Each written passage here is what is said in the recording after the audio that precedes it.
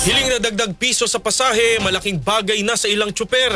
Lalo pat patuloy na tumataas ang presyo ng mga produktong petrolyo. Kasama natin live si Radyoman Chill Emprido. RMN Live Report! Chill, good morning! Magandang umaga, Radyoman Sander. Malaking bagay na nga para sa mga jeepney driver itong hiling na dagdag piso sa pasahe. Ito ang sinabi ng ilan sa mga tsuper sa panayamyan ng RMN Manila. Ayon kay Rodin Asobar at Ernesto Humpre, sobra na raw kasi ang taas sa presyo ng diesel, kung kaya sana raw ay matuloy na itong kahit pisong dagdag sa pamasahe. Hindi na rin kasi sila nakakaipon at kakaunti na lang nauuwi sa pamilya dahil sa lingguhan na lang itong oil price hike. Narito ang kanilang mga pahayag. Para sa akin, okay rin yun. Kasi malaking bagay talaga yun.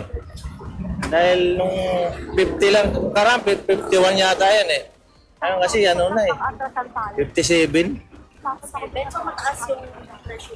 Ang diesel ngayon eh. 57. Kaya paano, okay din yun. Malaking bagay na yun.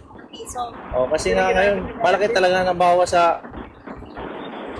Okay na sana eh, yung 51 eh. Maganda na yung Kasi 200 talaga yung nasisip namin doon eh. Sa 51 eh. 57. Kaya malaki na ba? Yun ang nabawas sa kita namin.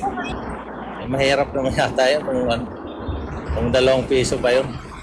Pero para sa akin lang okay na yung piso. Reklamo din dahil mahal din ang bilihin eh. Di ba? Hirap kaya gastos din mag-commute. Nasusubukan ko pag nag-commute ako eh. Malaking bagay na rin yun dahil siyempre dadagdag kita na sa amin.